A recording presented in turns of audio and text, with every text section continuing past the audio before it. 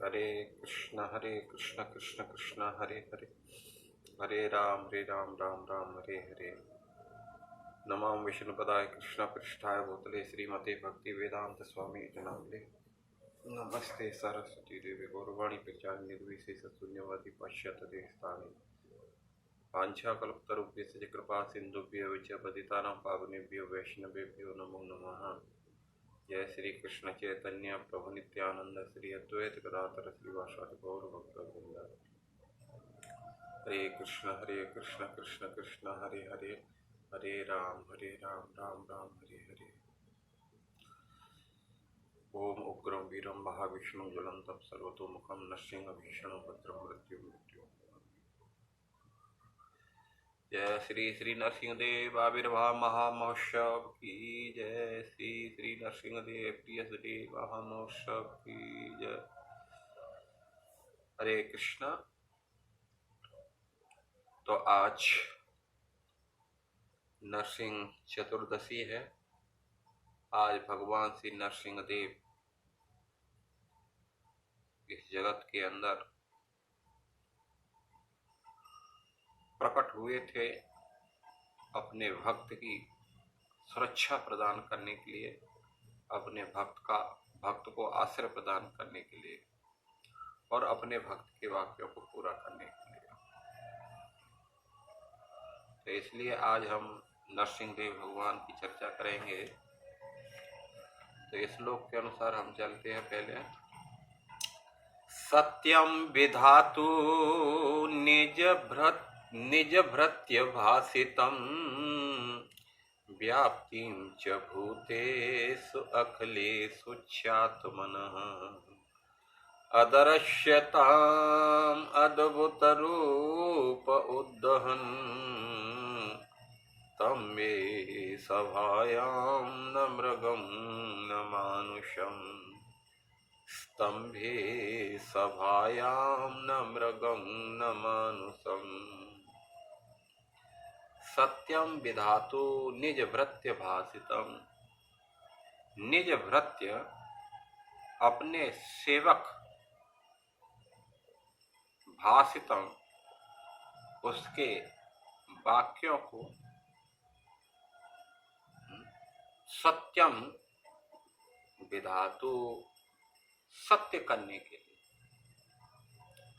अपने सेवक के वाक्यों को सत्य करने के लिए व्याप्तिम च भूतेषु अखिलेषु आत्मनः, जो सारे जीवों में हो। उनके भक्त ने कहा था कि व्याप्तिम च, वो व्याप्त है, सर्वत्र है, भूतेषु अखिलेषु, सारे जीवों में है, च आत्मनः, इस प्रकार अदृश्यताम अद्भुत रूप उद्दहन। अदृश्यताम तो दिखाई दिए, अद्भुत रूप उद्दहन, अद्भुत रूप धारण करके। अद्भुत रूप क्यों धारण किया? तो ब्रह्मा जी ने भी हिरण्याकश्यप को ये वचन दिया था कि न मनुष्य से मरेगा तू और ना किसी प्राणी से मरेगा तू, पशु से मरेगा। इसलिए अद्भुत अदृश्य है, अदृश्यताम, अद्भुत अदृश्यतात अति अद्भुत रूप उद्दहन तम्बे सवायाम, अत्यंत अद्भुत रूप धारण करके तम्बे सवायाम, उस खम्बे से जो सवा के अंदर था, भगवान क्या किए? प्रकट हुए। न मृगम न मानसम, जो मृग भी नहीं और पूरे मनुष्य भी नहीं। अपने दास प्रहलाद महाराज के वचनों को सिद्ध करने के लिए कि वे सत्य हैं, अर्थात यह सिद्ध करने के लिए कि परमेश्वर सर्वत्र उपस्थित है, यहाँ तक इस सभा भवन के खम्भे के भीतर भी है। पूर्ण पुरुषोत्तम भगवान श्री हरि ने अपना अभूतपूर्व अद्भुत रूप प्रकट किया। यह रूप न तो मनुष्य का था और ना ही किसी सिंह का। इस प्रकार भगवान उस सवा कच्छ में अपने अद्भुत रूप में प्रकट हो गए। प्रभुपाद जी तात्पर्य में लिखते हैं कि जब हिरण्याकश्यप ने प्रहलाद महाराज से पूछा, कहाँ तुम्हारा भगवान है, क्या वह इस खम्भे में उपस्थित है, तो प्रहलाद महाराज ने निर्भीक होकर के उत्तर दिया, हाँ मेरी भगवान इस खम्भे में भी हैं। अतएव हिरण्याकश्यप को यह विश्वास दिलाने के लिए कि प्रहलाद महाराज का कथन अकाट्य रूप से सत्य है, भगवान उस खम्भे से प्रकट हो गए। बोलो भक्त वत्सल भगवान की जय। वो आधा सिंह तथा आधा मनुष्य के रूप में प्रकट हुए, जिससे हिरण्याकश्यप यह नहीं जान सका कि यह विराट दैव सिंह है या मनुष्य है। प्रहलाद के कथन की पुष्टि करके भगवान ने सिद्ध कर दिया कि उनका भक्त कभी विनष्ट नहीं होता, जैसा कि भगवत गीता में भगवान ने कहा है, कौन्तेय प्रतिजानी न मे भक्त प्रणश्यति। यद्यपि प्रहलाद का असुर पिता उन्हें मार डालने की बार बार धमकियां दे चुका था, किंतु प्रहलाद को विश्वास था कि वे मारे नहीं जा सकते। क्यों? क्योंकि उनकी रक्षा करने वाले परमेश्वर है। खम्भे से प्रकट होकर भगवान ने मानो यह कहते हुए अपने भक्त को प्रोत्साहित किया कि मत चिंतित हो, मैं यहाँ उपस्थित हूँ। नरसिंह देव के रूप में प्रकट होकर भगवान ने ब्रह्मा जी के वचनों को भी रख दिया। हिरण्याकश्यप का वध न तो किसी पशु के द्वारा होगा और न मनुष्य के द्वारा। भगवान ऐसे रूप में प्रकट हुए जो पूरी तरह से मनुष्य नहीं थे और ना ही सिंह कहे जा सकते थे। बोलो श्रील प्रभुपाद की जय।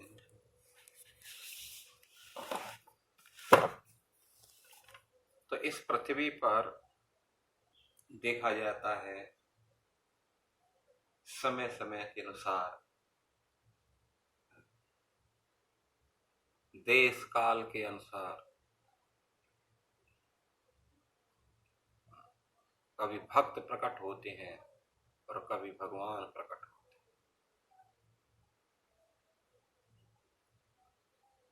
जैसी परिस्थिति होती है उसी प्रकार भगवान या तो अपने प्रतिनिधि को भेज देते हैं, जैसे श्री प्रभुपाद जी आए और उन्होंने महाप्रभु की वाणी को, क्योंकि महाप्रभु ने 500 वर्ष पहले घोषणा की थी कि एक दिन पृथ्वी पर ऐसा आएगा जो सारे पृथ्वी पर हरिनाम का प्रचार होगा, लोग हरिनाम का कीर्तन करेंगे। तो उस वाणी को पूरा करने के लिए 500 साल पहले, 550 साल पहले चैतन्य महाप्रभु ने जो भविष्यवाणी की थी, उस वाणी को सत्य करने के लिए जगत गुरु श्रील प्रभुपाद जी इस धराधाम पर प्रकट हुए और उन्होंने जो है 1965 में अमेरिका जा करके और international society for Krishna consciousness, अंतर्राष्ट्रीय श्री कृष्ण भावनामृत की उन्होंने स्थापना की और सारे संसार में हरिनाम को फैलाया। तो कभी कभी तो उनके भक्त आते हैं और कभी कभी भगवान आते हैं। जब परिस्थिति बहुत नाजुक हो जाती है, देखते हैं कि ये परिस्थिति बिना भगवान के जाए समझने वाली नहीं, तो स्वयं भगवान भी इस जगत के अंदर प्रकट होते रहते हैं। जैसे भगवान श्री कृष्णचंद्र जी आए, क्योंकि उस समय आज से लगभग 5000 वर्ष पहले इस पृथ्वी पर इतने सारे राजाओं का राज्य हो चुका था, जो नाम के राजा थे लेकिन पूरे भयंकर असुर थे, जो लोगों को केवल लूटना और उनको जो है नाना प्रकार से कष्ट देना, यही उनका काम था। प्रजा को बहुत त्रस्त कर रहे थे, बहुत कष्ट दे रहे थे। तो इस प्रकार भगवान श्री कृष्ण धराधाम पर प्रकट होकर के और अर्जुन के साथ मिलकर के पहले महाभारत का उन्होंने युद्ध रचा दिया, जिसमें लगभग 75% लोग, सारे संसार के लोगों को वध कर दिया और रहे 10-20% जो है उनको बाद में जो है भगवान ने मार डाला। तो कहने का आशय है कि समय समय पर भगवान अनेक रूपों में प्रकट होते हैं और इस पृथ्वी का भार हरण करते रहते हैं। तो एक बार जिस समय भगवान ने हिरण्याक्ष का वध कर दिया था। उनकी माता दिति, उनकी हिरण्याक्ष की पत्नी रूषावानव, उनका पुत्र बहुत दुखी थे और स्पेशली उन्होंने जो है देवताओं के ऊपर दोषारोपण भी किया था। ये देवता लोग उस प्रभु को, उस भगवान को अपने पक्ष में मिला लेते हैं और हमारे पुत्रों का, दिति मतलब दैत्य, जिनसे दिति असुर हुए हैं सब, और अदिति जिनसे सारे देवता हुए हैं, तो हमारे जो है पुत्रों का वध करवाता रहता है इंद्र। इसलिए मैं एक ऐसा संकल्प करूंगी, एक ऐसे पुत्र को जन्म दूंगी जो इस इंद्र का वध किए। तो उन्होंने एक पुंसवन व्रत किया था जो लगभग 1 साल की अवधि तक चलने वाला व्रत था। लगभग वो संपन्न ही होने वाला था, लेकिन भगवान के नहीं चाहते थे कि ऐसा कोई पुत्र उत्पन्न हो कि जो है इंद्र को मारे। इसलिए कुछ समय पहले दिति से वो व्रत भंग हो गया। तो जो बच्चा उत्पन्न होने वाला था, जो इंद्र को मानने वाला था, लेकिन वो इंद्र का शत्रु न बन करके इंद्र के मित्र बन गए वो लोग।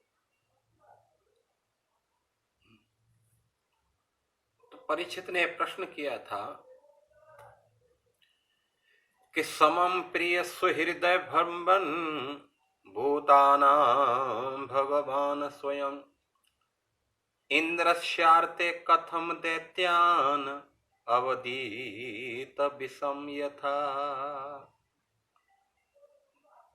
परीक्षित महाराज ने प्रश्न किया कि हे गुरुदेव सुखदेव गोस्वामी, भगवान तो समस्त प्राणियों के प्रति समान है, वो सबके प्रिय हैं, सुहृदय हैं, फिर ये विषमता कैसे?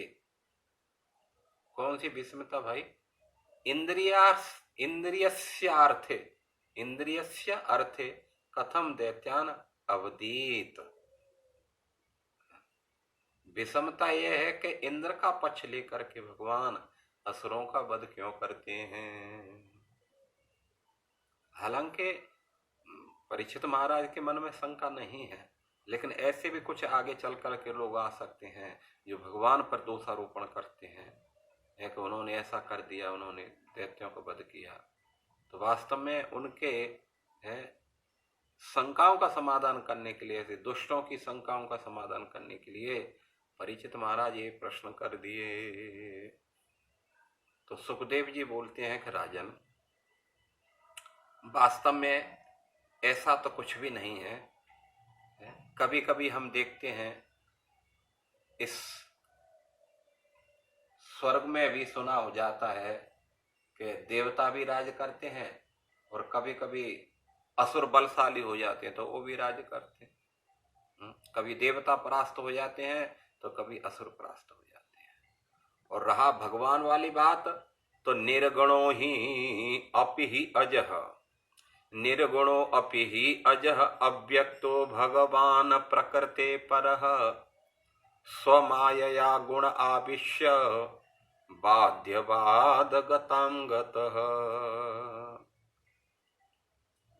तो निर्गुणो ही अयम अजह, भगवान कैसे हैं? वास्तव में वो तो निर्गुण है, फिर भी और अव्यक्तो, व्यक्त नहीं होते हैं, प्राय भगवान दिखाई नहीं देते हैं। और प्रकृति परः, इस प्रकृति से भगवान परे हैं।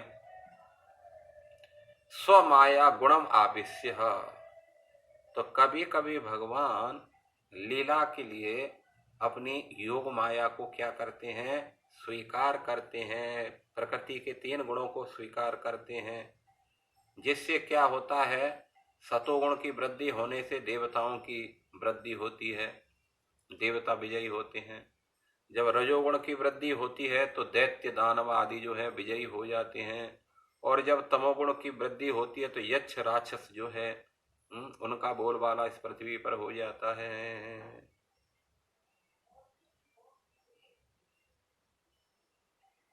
तो भगवान लगता है कि जब सतोगुण को या रजोगुण को तमोगुण के कारण हमें लगता है कि भगवान किसी को मार रहे हैं, वाद्यवाद कथा गुण ऐसा दिखाई देता है कि भगवान देखो किसी का वध करते हैं तो किसी को भगवान जो है अपना मित्र बनाते हैं। लेकिन दोनों ही परिस्थिति में देखा जाए तो भगवान जिसको मारते हैं उसका भी कल्याण करते हैं। देखा जाए तो कोई हानि तो है नहीं। अरे भाई मान लीजिए कोई दिल्ली को जा रहा है तो दिल्ली को जाने के लिए भगवान ने एक को तो जो है क्या नाम है किसी कार में भेज दिया, किसी को बस में बिठा करके भेज दिया, लेकिन दोनों को ही तो दिल्ली भेज दिया। तो भगवान जिनको मारते हैं उनको भी वैकुंठ अपने धाम में भेज देते हैं और भगवान जिनसे प्रेम करते हैं उनको भी अपने धाम में भेजते हैं। लेकिन माल ऐसे लगता है जैसे भगवान उनका पक्ष ले रहे हैं, एक को मार रहे हैं, एक को जो है पक्ष दर ले रहे हैं, एक को बचा रहे हैं। नहीं, तो इसलिए नारद जी एक इतिहास सुनाते हैं और वो इतिहास है जिस समय युधिष्ठिर महाराज राजसूय यज्ञ कर रहे थे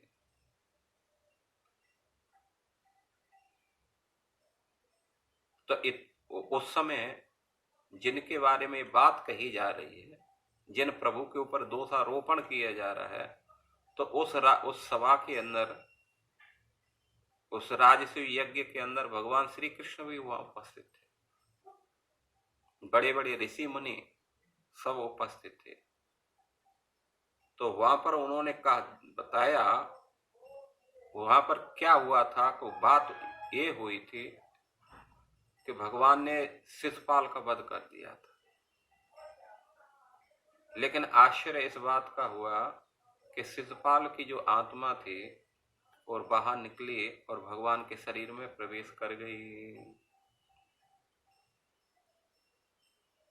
तो उन्होंने युधिष्ठिर महाराज ने प्रश्न किया कि भाई ये कैसे संभव है। एक शिशुपाल जो बिल्कुल राक्षस था, असुर था, भगवान से द्वेष करता था, हर समय उनको गाली देता था। शिशुपाल जब बचपन में जन्म लिया था, थोड़ा सा बोलने हुआ था, तोतली बोली में वो कृष्ण को गाली देता था। पानी पीता था एक घूंट, फिर कृष्ण को गाली देता था। तुतला करके एक घूंट पानी पी पी करके उनको गाली देता था। इतना द्वेष करता था भगवान श्री कृष्ण से। लेकिन आश्चर्य इस बात का हुआ था, युधिष्ठिर महाराज ने देखा कि वो जब मरा, भगवान ने चक्र से उसका वध किया, तो उसकी आत्मा भगवान के शरीर में प्रवेश कर गई। जो बड़े बड़े ऋषि मुनि तपस्या करके भी उस सिद्धि को प्राप्त नहीं कर पाते हैं, उस गति को प्राप्त नहीं कर पाते हैं, उस गति को शिशुपाल ने प्राप्त कर लिया था। तब भगवान ने कहा कि भाई नारद जी ने कहा, जब प्रश्न किया था तो उस प्रश्न का उत्तर देते हुए नारद जी ने कहा था, नारद जी ने कहा कि युधिष्ठिर महाराज, वास्तव में जो निंदा स्तुति ये जो विचार हैं ये भगवान पर लागू नहीं होते। आप भगवान को गाली दे रहे हो या भगवान की निंदा कर रहे हो, इससे भगवान पर कोई फर्क नहीं पड़ता, क्योंकि भगवान इस सारी चीज से बिल्कुल परे है। भगवान तक ये सारी चीज पहुंचती ही नहीं। और रही दूसरी बात, आपने कहा शिशुपाल को जो है उसका तो इतना पाप हो गया था गाली देते देते भगवान को, उसको तो नरक में गिरना चाहिए, उसके शरीर में तो कोढ़ हो जाना चाहिए, उसकी जिह्वा को सड़ करके गल जाना चाहिए। बात आपकी बिल्कुल सत्य है, लेकिन ये बात जब देखी जाती है, जब एक्शन लिया जाता है, तब भगवान इन सारी चीजों पर विचार करें। वो इन सारी चीजों पर विचार करते ही नहीं। कौन उन्हें गाली दे रहा है, कौन स्तुति कर रहा है, क्योंकि भगवान को गाली देता है वो भी स्तुति होती है, और जो स्तुति करता है वो भी स्तुति के करीब पहुंचते हैं। इसलिए सुखदेव ने कहा, निंदस्तव सत्कार न्यकारार्थम कलेवरम प्रधान पर्यो राजन अविवेकेन कल्पते प्रधान परयो राजन। हे राजन, जो भगवान है वो प्रकृति बिल्कुल परे है। तो अविवेकेन कल्पते, अज्ञानता के कारण ऐसा हमें लगता है कि वो भगवान को गाली दे रहा है तो उसको बहुत कष्ट होना चाहिए, लेकिन वास्तव में ऐसा कुछ नहीं है। क्योंकि जो जैसी भावना से, यदि भगवान का कोई किसी भी भावना में रह करके चिंतन उनका कर रहा है, चाहे वो गाली दे के चिंतन कर रहा है, उनका स्मरण कर रहा है, क्रोध करते हुए तो कोई उनको स्मरण कर रहा है, उनकी निंदा करते हुए कोई उनका स्मरण कर रहा है, कोई उनको प्रेम से स्मरण कर रहा है, कोई उनको मान लीजिए कोई उनको अच्छा पुरुष, सुंदर पुरुष मान करके कोई उनका चिंतन कर रहा है। तो जैसे भी हो, कैसे भी यदि उनके बारे में कोई सोच रहा है तो निश्चित रूप से उसकी अच्छी ही गति होती। जैसे कामात गोप्य कामात भयात कंसो द्वेषात चैद्यादयो नृपा संबंधाय प्रश्नय स्नेहात यूयम भक्त्या वयम विभो। नारद जी ने कहा, युधिष्ठिर महाराज, जैसे गोपियां काम से भगवान के प्रति आकर्षित थी, गोपियां काम से उनके प्रति जो है उनका चिंतन करती थी। गोपिया कामात भयात कंस, कंस भय से कृष्ण का चिंतन करता था, क्योंकि उसे मालूम चला जब कि पूर्व जन्म में विष्णु था और मैं कालनेमी था, इसी ने मेरा वध किया था, तभी से उनसे द्वेष भी करता था, लेकिन उसको भय था कि ये व्यक्ति मेरे को मारेगा भविष्य में, इसलिए हर समय उनका चिंतन करता रहता था।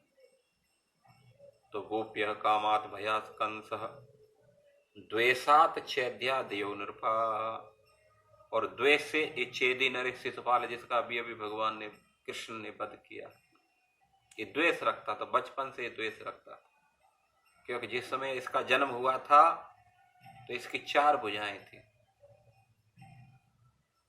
तो आकाशवाणी हुई थी कि जिसकी गोद में जाने से बच्चा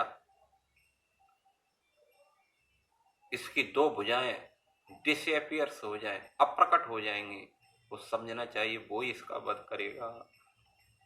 तो इनकी माता परीक्षा लेते रहती थी, कोई जाता था उनसे मिलने के लिए, बच्चे के जन्मदिन की बधाई देने के लिए, तो उनकी माँ जो है शिशुपाल की माता अपने लाला को उनकी गोद में दे देती थी, देखती जानना चाहती कौन इसका वध करेगा। तो एक बार द्वारका से कृष्ण बलराम भी मिलने के लिए गए थे, क्योंकि इनका संबंध मामा फूफी का संबंध था। तो जब मिलने के लिए गए तो उन्होंने अपना बच्चा लेकर के कृष्ण की गोदी में दे दिया, और जैसे ही कृष्ण की गोदी में दिया तो उसकी 2 भुजाएं गायब हो गई। तो शिशुपाल की माता ने हाथ जोड़ करके कहा, हे वासुदेव, मैं आपसे कुछ मांगना चाहती हूँ। भगवान ने कहा, अवश्य ही मांगो, क्यों नहीं, जरूर। तो उन्होंने कहा कि देखो तुम मेरे को वचन दो, जब मैं तुमसे मांगूंगी। तो उन्होंने कहा कि ठीक है, मैं वचन तो देता हूँ, मैं अवश्य ही मैं दूंगा, आप बताइए। तो एक वचन दो कि मेरे पुत्र का तुम कभी वध नहीं करोगे। तो भगवान श्री कृष्ण थोड़ा सोचे और उन्होंने कहा कि देखो ये वचन तो मैं नहीं दे सकता, लेकिन ये वचन अवश्य दे सकता हूं कि आपके पुत्र को मैं 100 गलतियों तक माफ करता रहूंगा, 100 बराबर गलती करेगा माफ करूंगा, और वो एक एक गलती भयानक मृत्यु दंड से भी बढ़कर के होगी। ऐसी 100 गलती करेगा ये, मैं माफ कर दूंगा, लेकिन इसके बाद भी फिर ये गलती करेगा तो उसको मैं माफ नहीं करूंगा। तब जा करके उनकी माता बड़ी प्रसन्न हो गई, और इस प्रकार जो है इस शिशुपाल को ही बार बार गाली दे रहा था, तो भगवान ने इसका वध किया। और दूसरी बात यह है कि शिशुपाल कोई और नहीं, ये भगवान के पार्षद ही हैं।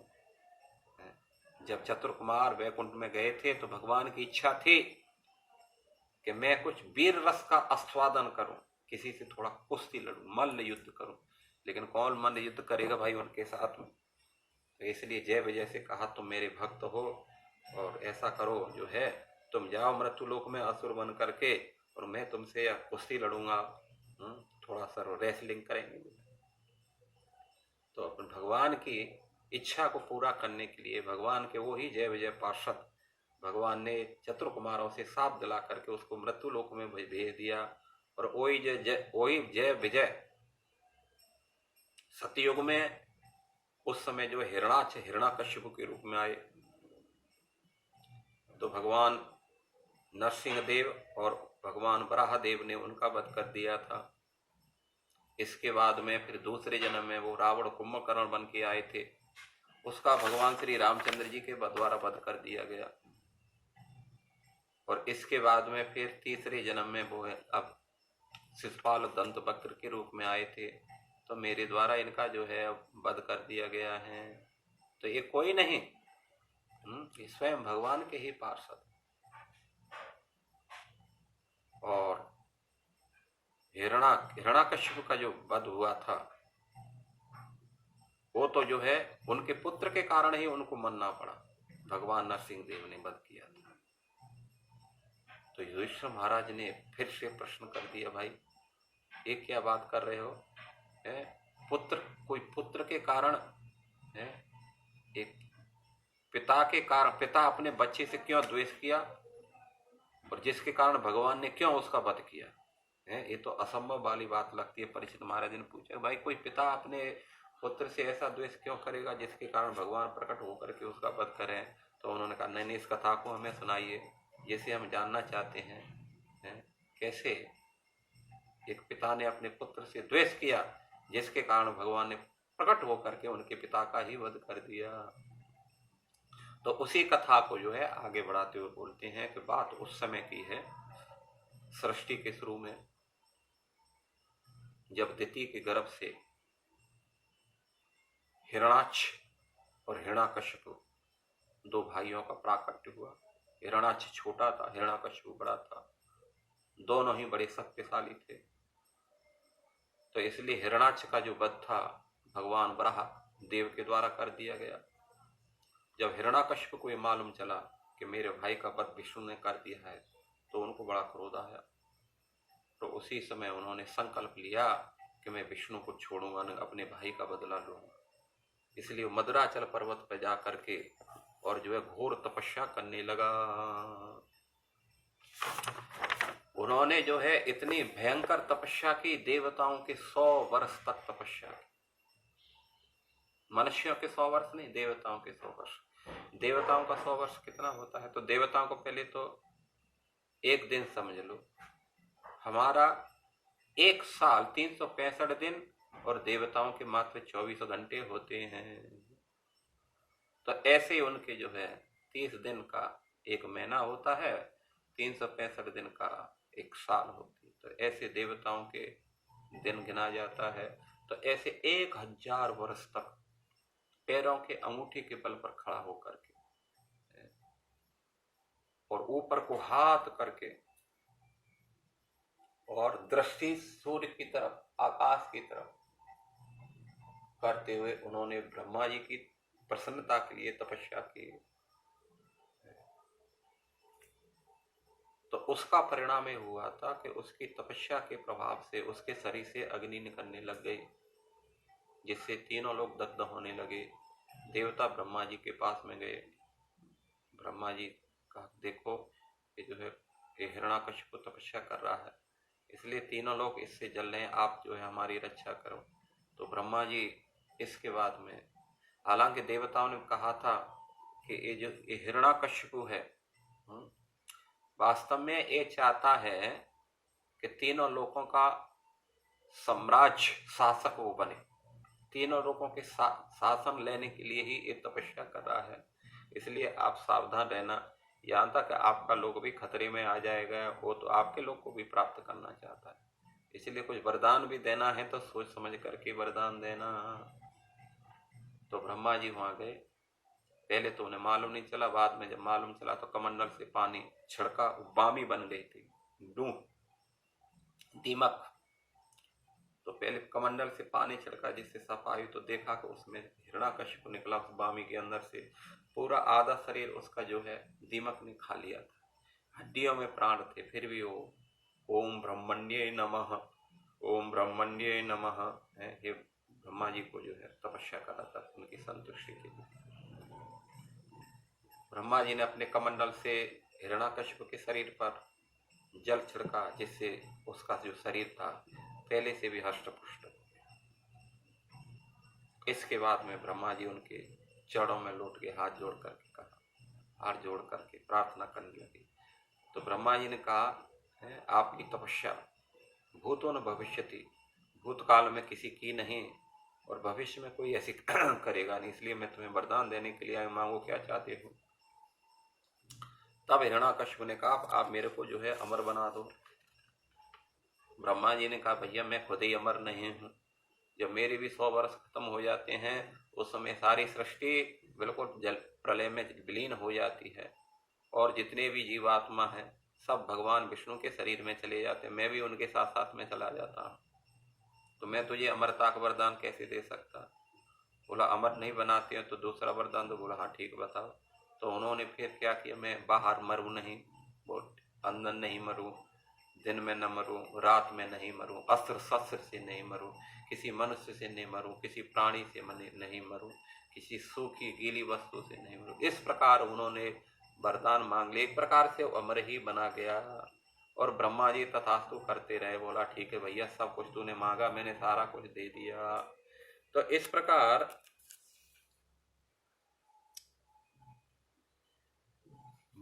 हिरण्याकश्यपु संपूर्ण रूप से एक अमर बन गया था और अमर बन करके उसने क्या किया, सबसे पहले स्वर्ग पर विजय प्राप्त की। देवताओं को मालूम चला कि हिरण्याकश्यपु आ रहा है तो उन्होंने तो बिना युद्ध किए ही स्वर्ग लोक छोड़ दिया, बड़ी आसानी से जा करके बिना किसी युद्ध किए पूरा स्वर्ग खाली उनको जा करके मिला, जा करके इंद्रासन पर विराजमान हो गया और तीनों लोकों पर वो शासन करने लगा।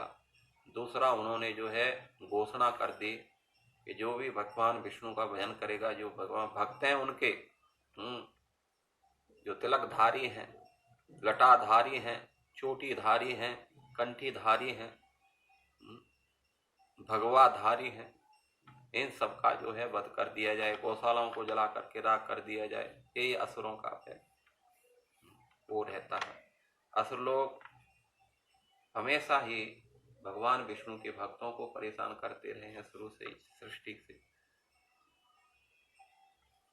तो उन्होंने तीनों लोकों में अपना साम्राज्य स्थापित कर लिया। इधर हिरण्याकश्यप के 4 पुत्र थे और उसमें सबसे छोटे थे प्रहलाद महाराज। प्रहलाद महाराज के बारे में बोलते हैं कि प्रहलाद महाराज बहुत ही सज्जन स्वभाव के थे। जैसे कोई कटीले झाड़ियों में और चंदन का कोई वृक्ष हो, कटीले वन में चंदन का वृक्ष हो, ऐसे ही पूरे असुर समाज में और प्रहलाद महाराज एक चंदन के समान थे, जो बड़े संयमी थे। मन उनका हर समय भगवत चिंतन में लगा रहता था, बचपन से ही भगवत चिंतन करते थे। एक बार की बात है, ऐसा शास्त्र में, भागवत में तो नहीं है लेकिन अन्य शास्त्रों में ऐसा वर्णन आता है। एक बार प्रहलाद गुरुकुल में जा रहे थे तो उन्होंने एक जो बर्तन बनाने वाले मिट्टी के कुमार, एक कुमारी जो स्त्री लेडीज थी, वो श्री राम राम राम राम राम राम राम जप कर रही थी। तो उनको बड़ा आश्चर्य लगा, भाई तीनों लोगों में मेरे पिता का लोग नाम जप करते हैं, हिरण्याकश्यप हिरण्याकश्यप हिरण्याकश्यप, ये श्री राम का जप क्यों कर रही? तो उसने पूछा प्रहलाद ने, तुम है श्री राम का जप क्यों कर रही हो?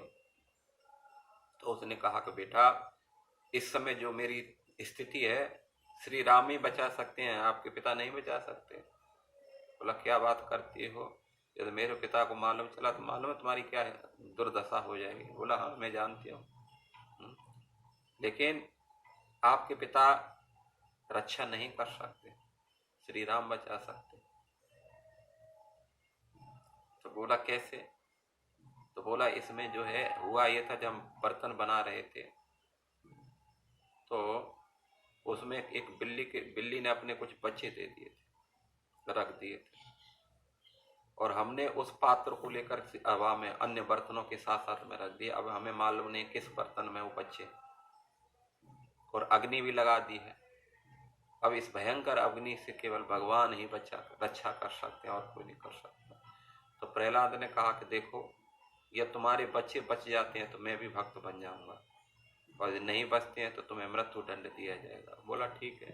कालांतर में अग्नि समन हुई, सारे बर्तन पक गए, बर्तनों को निकाला गया। जब ठंडी हुई अग्नि, एक एक करके सब निकाला, तो आश्चर्य जब देखने के लिए मिला कि केवल वो बर्तन और उसके नजदीक में एक एक बर्तन सब कच्चे थे, बाकी पूरी टनटना करके पके हुए थे, और बिल्ली के बच्चे पूरी तरह से जिंदे थे। जब प्रहलाद ने ये सब देखा तो देख करके आश्चर्यचकित रह गया। उसी समय उसने संकल्प लिया कि मैं भी भगवान का भक्त बनूं। तो हुआ था कि प्रहलाद को गुरुकुल में संड और अमरख, जो शुक्राचार्य के दो पुत्र थे, उनके निर्देशन में गुरुकुल में भेजा गया, जहां उनकी शिक्षा दीक्षा हुई। स्पेशली हिरण्याकश्यप ने बोल करके रखा था कि मेरे पुत्र को जो शिक्षा दी जाएगी, साम दाम दंड नीति भेद, एक असुरों को कैसे होना चाहिए, कैसे छल कपट करना चाहिए, कैसे राज्य का शासन करना चाहिए, राज शासन करना चाहिए, कैसे राज्य को हड़पना चाहिए, तो ये सारी शिक्षा देना, कभी भी उनको भक्त नहीं बनाना। तो उनके आदेश से संड अमरक भी उसी प्रकार की शिक्षा दे रहे थे। तो कुछ समय जब हुआ शिक्षा का, तो एक दिन उन्होंने सोचा कि चलो अब प्रहलाद बहुत अच्छी तरीका से शिक्षा को ग्रहण कर रहा है, चलो कम से कम उनके पिता को मैं ये समाचार दे देते हैं, और लेकर के वो प्रहलाद को वो मिल भी लेंगे साथ साथ में, और जान भी लेंगे कैसे में उनका बच्चा जो है बहुत अच्छी तरीका से शिक्षा को ग्रहण करता है।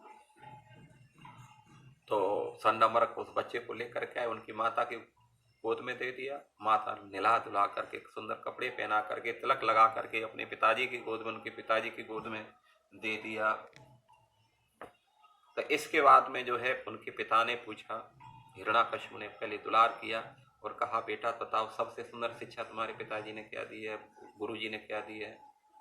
तो उन्होंने तो, उनके गुरुजी तो नारद जी हैं, उनको तो शुरू से नारद जी का शिक्षा दीक्षा मिला, इसलिए उनको स्मरण हुआ नारद जी को मेरे गुरुजी ने शिक्षा दी है। तो उन्होंने बताया, ततः साधु मन्ये असुर बद्य देहिना सदा सम उद्गिन धियाम असत ग्रहात हित्वा आत्मपातम ग्रह अंधकूपम वनम गतो यदि हरिम आश्रये, वनम गतो यत हरिम आश्रये। उन्होंने कहा पिताजी, इस संसार में जिसने भी प्रेम किया है, सदा सम उद्गिन धियाम असत ग्रह, इस संसार के प्रति जो भी आसक्त हुआ है जीवन में कभी सुखी नहीं रहा। सदा सम उद्गिन, हमेशा वो चिंतित रहा है, नाना प्रकार की टेंशनों से जूझता रहा है। और सुखी कौन रहा? ततः साधु मन, इस संसार में साधु सज्जन शांति से कौन रहा? तो बोले हित्वा आत्मपातम ग्रह अंधकूपम वनम गतो यदि यत हरिम आश्रय, जो इस संसार का परित्याग करके वो भगवान वनम चल गया है, भगवान हरि की शरण में वन को चला गया है, वृंदावन को चला गया, वहां जाकर के उनका भजन कर रहा है, वो ही शांति से संसार में सुखी जीवन व्यतीत करता है। इसलिए आप भी जो है वृंदावन चले जाओ, वहां जाकर के भजन करो। हिरण्याकश्यप को बड़ा क्रोध आया और हंसी भी उनको आई, छोटे से बच्चे को बात सुन करके। तो उन्होंने जो है बच्चे गुरु जी के टीचरों को बुलाया और उनको डांट फटकार लगाते हुए बोले, तुमने कैसी ये शिक्षा दी है मेरे बच्चों को? ये क्या बोले अनाप शनाप, विष्णु की जो है प्रशंसा करता है, मेरे से बोलते हैं कि जो तुम उनका भक्त बन जाओ, उनका भजन करो। कैसी शिक्षा दी है? लगता है तुम्हारे आश्रम में कोई विष्णु भक्त रहते, उनके अनुसार तुम शिक्षा दे। तब उन्होंने कहा कि नहीं नहीं, ऐसी वाली बात नहीं है, और ये शिक्षा हमने नहीं दी। हम पूछते हैं कहाँ से शिक्षा आई? हमने तो जैसे आपने कहा था साम दाम दंड नीति भेद, उसी प्रकार की शिक्षा हमने दी थी। तब उन्होंने कहा लेके जाओ, दोबारा से ठीक से शिक्षा दो, और दोबारा फिर लेकर के चले गए उनको। और इस प्रकार जो है जा करके जो है दोबारा से सीख देने लगे। पहले तो डांट फटकार करने लगे, तब जो है उनको डांट फटकार लगा करके फिर उनसे पूछा कि जो तुमने ऐसे कहाँ से सब सिखाई? तो हमने बताया नहीं। तो प्रहलाद ने कहा मति न कृष्णे परतः स्वतो वा मिथो अविपद्येत ग्रह व्रतानां अदांत गोवी विसतां तमिश्रं पुनः पुनश्चर्वित चर्वराणाम्। हे गुरुओं, जिनकी अदांत गोभी विस्ताम तमिश्रम, जिनकी इंद्रियां संसार के विषय में लगी हुई है, जिन्होंने संसार के भोगों को भोगने का संकल्प ले लिया है, पुनः चर्वित चर्वराणाम, जैसे कोई एक वस्तु को चबा करके फेंक दे फिर बार से बार उसे चबाए, तो ऐसे संसार के विषय जो चबाई हुई वस्तु के समान है, लेकिन फिर भी उनको भोग रहे हैं, उनमें आनंद लेना चाहते हैं। मति न कृष्ण परतः सतो वा, ऐसे व्यक्ति की मति कभी भी भगवान को समझ नहीं सकती, उनको बताऊं भी। मिथो अव्यपद्येत ग्रह व्रतानां, मिथो अविपद्येत ग्रह व्रतानां, जिन्होंने ग्रह व्रतानां घर गृहस्थी में रहने का संकल्प ले लिया है, उनको कोई नहीं समझा सकता। इसलिए हम तुम्हें बताए भी तो भी तुम समझ नहीं सकते हो। तो उनको बड़ा क्रोध आया, बोले छोटा सा बच्चा क्या बात करता है, हम समझ नहीं सकते, हम तुम्हें टीचर हैं तुम्हारे। तब जो है उन्होंने खबरदार ये दूसरे द्वारा ऐसी गलती करना, और फिर से वो शिक्षा देने लगे। इस प्रकार जो है कई दिन शिक्षा दे करके प्रहलाद की, बहुत ज्ञानी पंडित था प्रहलाद, बड़ा बुद्धिमान था। उनके टीचर जैसा बोलते थे वैसा वो रट लेता था, लेकिन मन से बिल्कुल भी उसको अच्छा नहीं लगता था अंदर से। गुरुजी बोलते तो उनको सुना भी देता था एज इट इज। तब उनको लगा कि अब बच्चा ठीक ठाक है, तो दोबारा लेकर के गए। जब दोबारा लेकर के गए तो फिर पिताजी की गोद में दिया गया बच्चा। तो पिताजी ने पूछा बेटा बताओ अब तुम्हारे गुरुजी ने क्या सिखाया? तो उन्होंने कहा कि गुरुजी ने सिखाया कि सुनो पिताजी, श्रवणम कीर्तनम विष्णु स्मरणम अर्चनम वंदनम, क्या है? श्रवणम कीर्तनम विष्णु स्मरणम पाद सेवनम अर्चनम वंदनम दास्यम सख्यम आत्मनिवेदनम इति पुंसार्पितो विष्णु भगवती चेत लक्षणा क्रियते भगवती अद्धा तत्मन्येत अधीत उत्तमम। हे पिताजी, इस संसार में क्रियते भगवती अद्धा यत मन्येत अधीत उत्तमम, वो ही विद्या सबसे उत्तम है। कौन सी?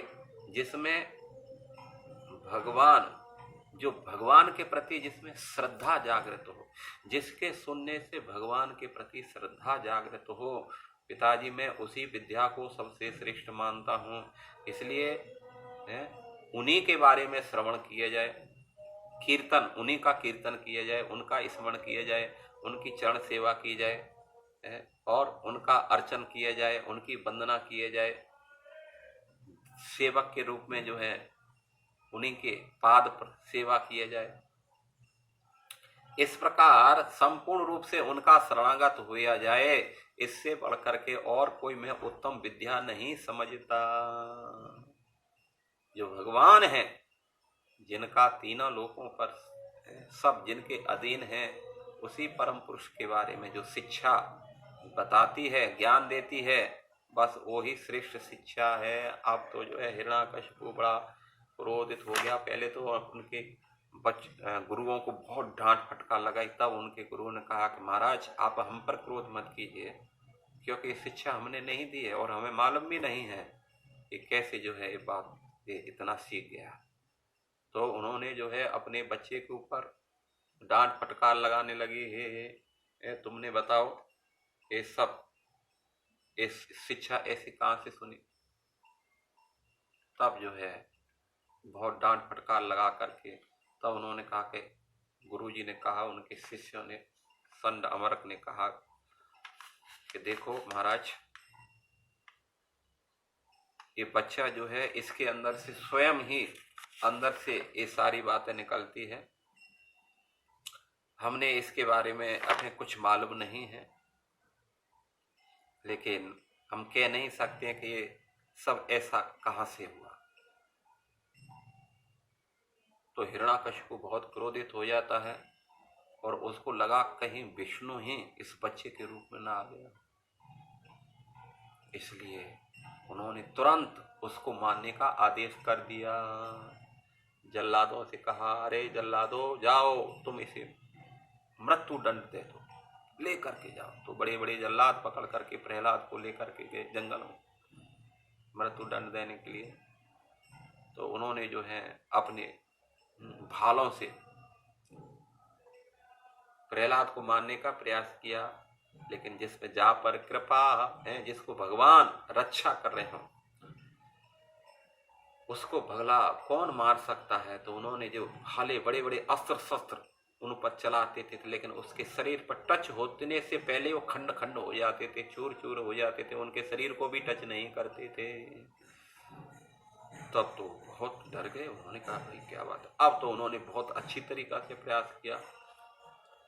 इस बात में उन्होंने हाथियों से कुचलवाया गया, लेकिन बड़े बड़े पागल पागल हाथियों के बीच में फेंक दिया। लेकिन हाथी क्या करते थे, परिक्रमा करते थे और उसको अपनी सूंड से उठा करके अपने सर पर बिठा लेते थे, बड़ा प्रेम करते थे। विषधर सर्पों के बीच में फेंक दिया गया तो सर्प, विषैले सर्प, हलाहल विषधारी सर्प जो जा करके जो है प्रहलाद के अंग के आभूषण बन गए। किसी ने उनको काटा नहीं। समुद्र से नीचे फेंका गया, उससे पहाड़ से नीचे फेंका गया, लेकिन बिल्कुल कुछ नहीं हुआ। भगवान ने उनको बिल्कुल पहाड़ जैसे रुई का गड्ढा हो, कोई रुई का बहुत बड़ा भंडार हो, ऐसा पहाड़ हो गया। समुद्र में फेंक दिया, समुद्र उनके लिए बिल्कुल फूलों के जैसा सेज बन गया।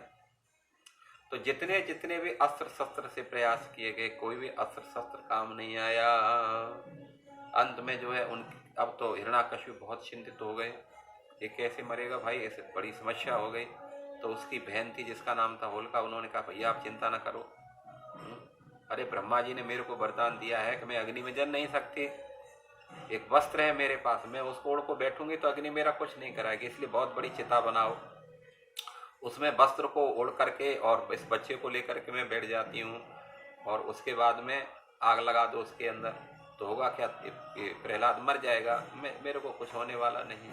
ऐसा ही किया गया, बहुत बड़ी विशाल चिता बनाई गई, उसके बाद में अग्नि डाल दी गई, उसके ऊपर जला दी गई, भयंकर धधक करके जलने लगी। तो होलिका जो हिरण्याकशिपु की बहन थी, उस बच्चे को लेकर के उसमें बैठ गई। लेकिन भगवान की ऐसी कृपा हुई, जैसी अग्नि धधकी, उसी समय जो है जो कपड़ा था, वस्त्र था, ऐसा हवा का झोंका आया जो उड़ करके प्रहलाद के ऊपर चला गया और होलिका जलने लगी, उसके शरीर में आग लग गई। तो फिर चिल्लाने लगी, ये ब्रह्मा तुमने कैसा वरदान दिया है, मेरे साथ धोखा हुआ है। ब्रह्मा ने कहा तेरे साथ में धोखा हुआ, मैंने तुझे पहले ही कहा इस वरदान का यदि विष्णु भक्तों पर प्रयोग करोगी, इसका दुरुपयोग करोगी तो ये कभी भी काम आने वाला नहीं, तुम्हारी सुरक्षा कभी नहीं करेगा, और तुमने वैसा ही किया है, इसलिए मैं तुझे बचा नहीं सकता।